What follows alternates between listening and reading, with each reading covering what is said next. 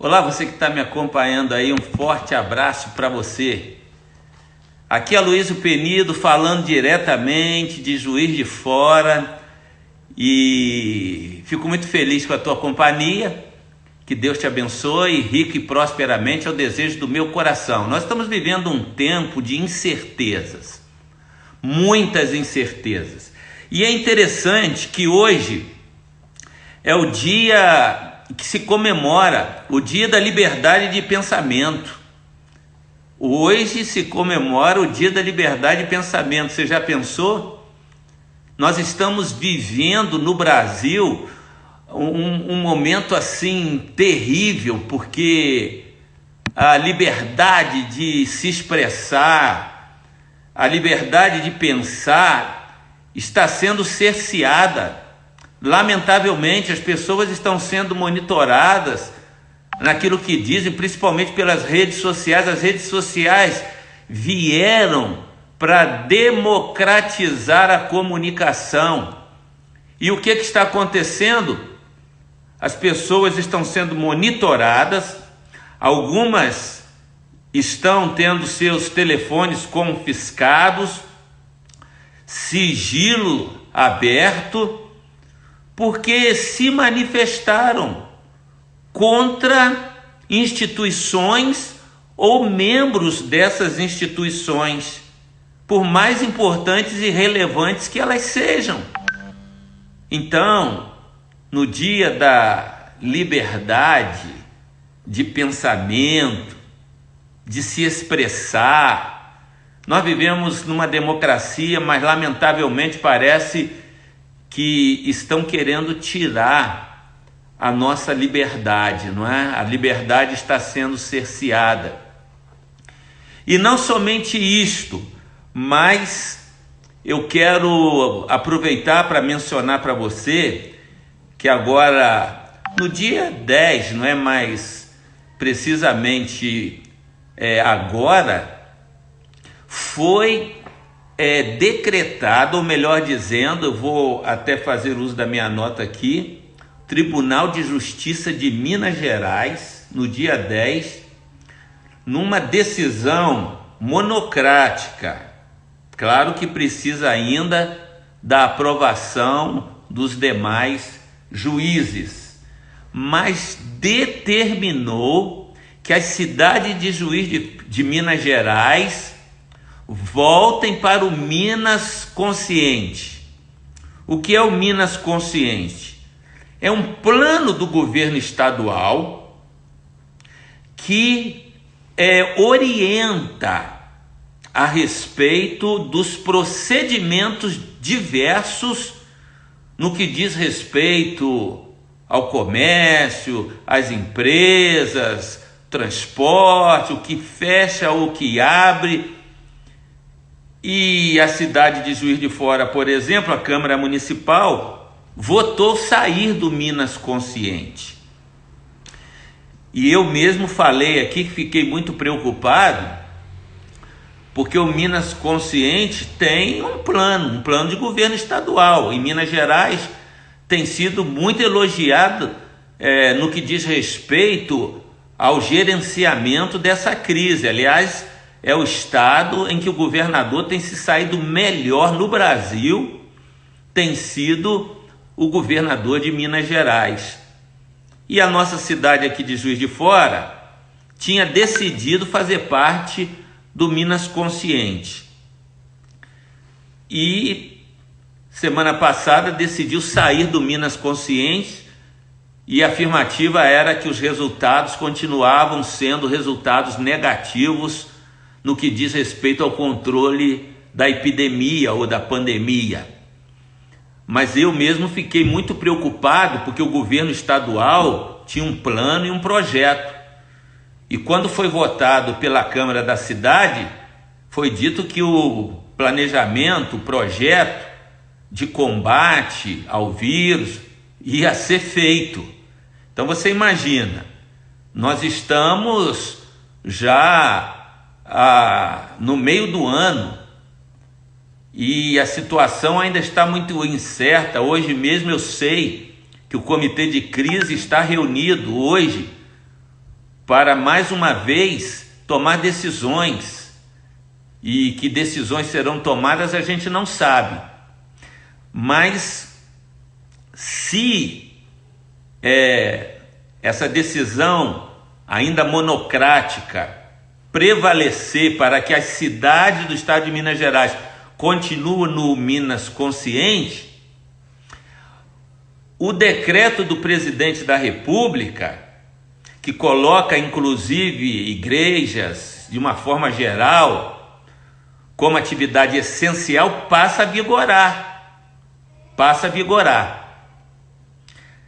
A não ser que mais uma vez seja feito decretos para impedir o funcionamento das igrejas, porque não é só o comércio. Eu, quando falo, eu não defendo apenas uma parte, eu defendo o todo. E a gente percebe que o comércio os comerciantes, estão numa incerteza muito grande. E é claro, é um período de pandemia, de vírus, e é uma verdadeira guerra, biológica, um inimigo invisível, você não sabe como pega, não sabe como transmite, as pessoas estão amedrontadas dentro de casa, e ainda mais com as notícias de pessoas que estão perdendo a vida, pessoas que estão ficando doentes, o sistema de saúde estrangulado, as pessoas ficam desesperadas, seja no que diz respeito ao comércio, às indústrias, mas também as pessoas religiosas. Por incrível que pareça, não tem se levado em consideração isto, mas a pior enfermidade é o vazio da alma. E as pessoas religiosas, acostumadas a ir ao templo, seja evangélico, católico ou templo que for, porque no Brasil nós temos liberdade religiosa, liberdade de culto, e deve ser obedecido, não é? Deve ser garantido, inclusive, esse direito. Essas pessoas passam a ter um vazio muito maior, porque elas estão sendo privadas da liberdade de consciência, de escolha. Assim como o ateu tem o direito de escolher não crer em nada, não é? O agnóstico, da mesma forma, crê, mas não da forma que os cristãos normalmente creem. Então, há liberdade, e a liberdade de culto, ela é importante, obviamente, obedecendo todas as orientações médicas, não é? Tem que ser obedecido. E as igrejas, elas, para muitos, não é essencial, porque pensam que os pastores só querem tirar dinheiro dos membros. Pelo contrário, igrejas fazem muito mais do que as pessoas imaginam. Igreja, eu tiro pela minha aqui em Juiz de Fora, a prova disso, que quando eu cheguei aqui tínhamos 300 pessoas, hoje temos 3.600 pessoas, e se fosse contar as que já passaram por lá e estão em outras igrejas que foram organizadas, teríamos 10.000 pessoas. Por que esse crescimento? Você acha que o povo morre por uma mentira? É por isso que muitas vezes as pessoas me perguntam, não é? Qual a prova que eu tenho que Jesus Cristo de fato morreu na cruz e que ele era o Deus encarnado enquanto estava presente aqui? Qual a prova que eu tenho? E a prova que eu tenho e digo para as pessoas é esta: você pode até mentir, você pode fazer parte de um segmento que mente, mas ninguém morre por uma mentira. Ninguém morre por uma mentira. E os seguidores de Jesus morreram por causa de Jesus. Se não fosse verdade, eles não morreriam. Você imagina um líder morre numa cruz, nu, desamparado, como um malfeitor, e os seus seguidores se dispõem a morrer por ele. Vocês acham que se fosse uma mentira, eles morreriam? Não, ninguém morre. Uma mentira pode durar por algum tempo, mas ela não dura por todo o tempo.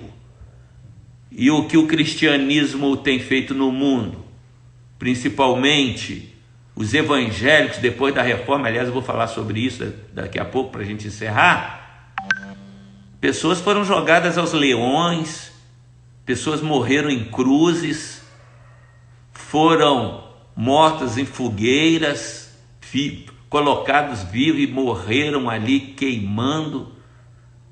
Pessoas perderam tudo, foram decapitados por amor a uma verdade. Está entendendo? Então, ninguém dá a vida por uma mentira. E as pessoas têm o direito, então, de cultuar aquilo que elas creem, que elas têm como fé, como verdade. E passa a ser essencial, porque essas pessoas, cada dia mais, elas vêm em número maior, e vem em número maior por quê? Porque a igreja acolhe. O indivíduo, às vezes, é vítima da sociedade, mora debaixo de um viaduto, debaixo de uma marquise. Às vezes a pessoa vai para as drogas porque não tem opção, porque este é um assunto que eu quero tocar também com você, porque a gente acha que só delinquente que está nas drogas. Não, muitos jovens estão nas drogas porque não tem trabalho, não tem oportunidade e acaba sendo vítima, não é? Se tornam escravos. E essas pessoas vão viver no submundo do crime às vezes. Pessoas em situação de rua. E o que eu quero dizer, essas pessoas são acolhidas pela igreja. Quando elas são tiradas dessa situação, quem vive perambulando pelas ruas, debaixo de viadutos, morando debaixo de marquise, e essas pessoas que são acolhidas pelas igrejas, elas encontram sentido, significado na vida, encontram uma nova família. Mais do que isso, um dependente químico, que em geral as igrejas, e não são só evangélicas, de uma forma geral, e muitas instituições sociais, investem tudo para recuperar, aquela pessoa encontra significado na vida. Uma criança abusada, abandonada, eu mesmo sou presidente de 2 projetos sociais, tirar crianças que estão em situação de vulnerabilidade, idosos, desamparados, eles precisam de convivência, a gente oferece. Pessoas em situação de rua são acolhidas, recebem roupa nova, um banho, comida, uma orientação. Dependentes químicos que são recuperados. A igreja tem um investimento tremendo. Então, ela passa a ser uma instituição necessária demais. Demais, até porque as pessoas agora estão aflitas, ansiosas, depressivas, e aí quando ela pode ir à igreja e cantar, gritar, adorar, bater palma, ela sai dali muito melhor do que se tivesse ido a um consultório. Então a igreja tem que ser vista como essencial e não da forma que as pessoas às vezes imaginam, né? Um bando de gente sendo explorado lá por um pastor que quer só o dinheiro. Pessoas más tem em todo lugar, até no meio religioso. Mas esta não é a regra. Esta não é a regra. As igrejas investem para mudar a vida de pessoas. Por isso o meu lema é este: o ser humano em primeiro lugar.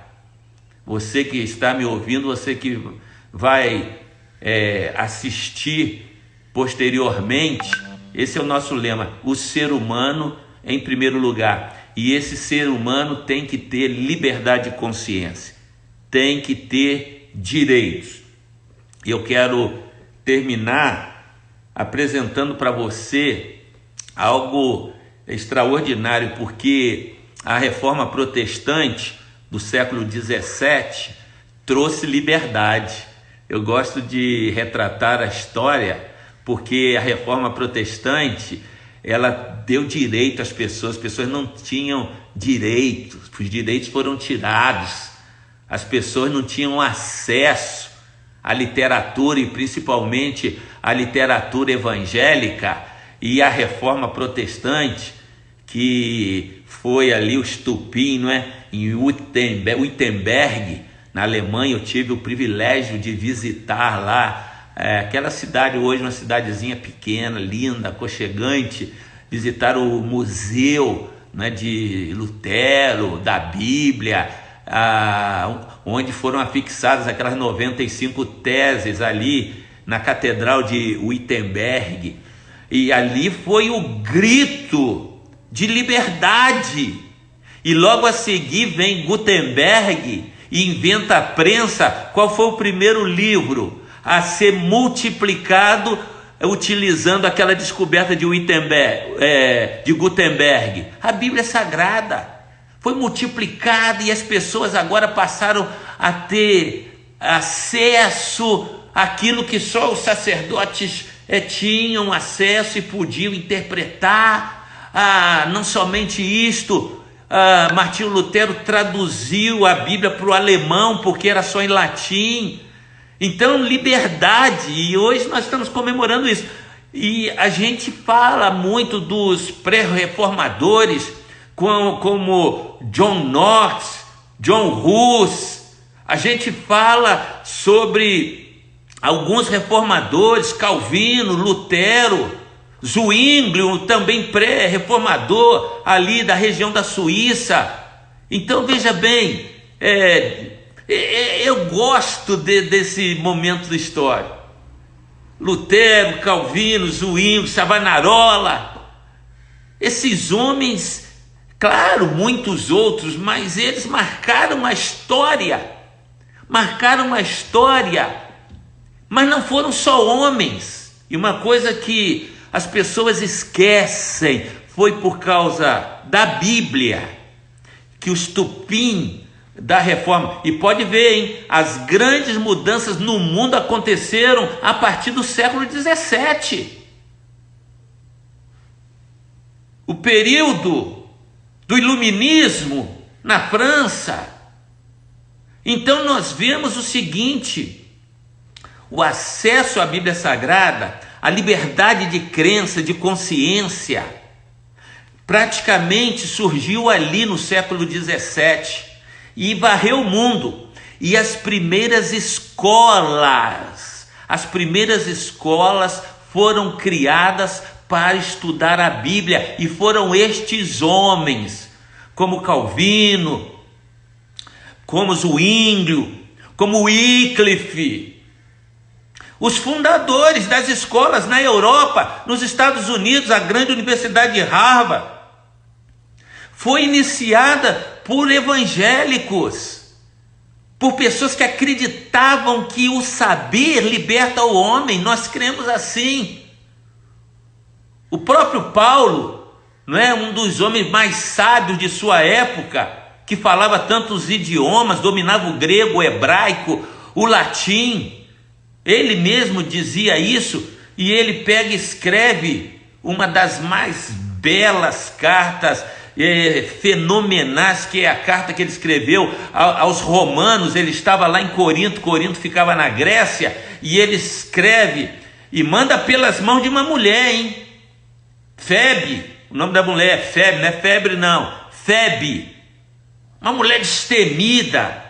Ela leva essa carta influenciou o mundo, e foi o estupim da reforma protestante, porque Paulo escreve lá, não é, no capítulo 1, versos 15 e 16, ele fala sobre a fé, não é? O que leva a pessoa a Deus é fé. E esse texto de Paulo, então, revoluciona a história. Mas ele, no capítulo 12, ele diz o seguinte: transformai-vos pela renovação da mente. E os evangélicos ou protestantes, como assim são chamados, não é? Os que vieram da Reforma e vários segmentos, presbiterianos, metodistas, batistas e tantas outras ramificações, mas além desse papel fundamental de Febe, que levou essa carta lá, não é, da Grécia, porque o apóstolo Paulo estava na Grécia, ele escreve a sua carta e ele, inclusive a igreja de Corinto fica na Grécia, muitos pensam que fica em Israel, não, a igreja de Corinto fica na Grécia. Ele manda essa carta e essa carta revoluciona o mundo. Mas eu quero mostrar esse livro para vocês aqui. E as mulheres devem ficar muito felizes, porque quando a gente fala em liberdade de consciência, em liberdade de expressão, em liberdade de culto, em liberdade de crença, a gente tem que voltar à reforma. Os reformadores, os pré-reformadores, mas pouco a gente fala de mulheres. Uma voz feminina na reforma. Ruth Salviano Almeida, a contribuição de Margarida de Navarra, a reforma religiosa. Esta mulher, Margarida de Navarra, ela deu uma grande contribuição às mulheres. Leia esse livro, encontre esse livro, principalmente você que é mulher, né? Obviamente, porque a reforma, ela não foi feita apenas por homens, como o ministério de Jesus fala muito dos homens, não é? Mas as mulheres tiveram um papel fenomenal, como tem hoje na sociedade em que nós vivemos. Eu paro por aqui, muito obrigado por você estar comigo. Muitas pessoas estão nos acompanhando e eu quero agradecer. Vou destacar rapidamente aqui e eu termino então. Ricardo Lúcio, muito obrigado. Ricardo, Adelci, muito obrigado. Solange, Roberto é meu mano, meu mano mais novo, está lá nos Estados Unidos. Cristiane, Deus abençoe todos vocês. Deus abençoe também você, Ângela, Ruiara, minha cooperadora, minha ajudadora. Que Deus possa estar abençoando todos vocês que estão me acompanhando aí. E eu fico então por aqui. Um forte abraço para você. Volto depois de amanhã, porque amanhã eu faço uma palestra sobre a saída dos judeus escravizados no Egito. Deus te abençoe, um forte abraço para você. Você que me acompanha no Facebook, você que me acompanha no Twitter, no YouTube, compartilhe com outras pessoas, deixe o seu like, se inscreva. Forte abraço para você. Até a nossa próxima. Até lá.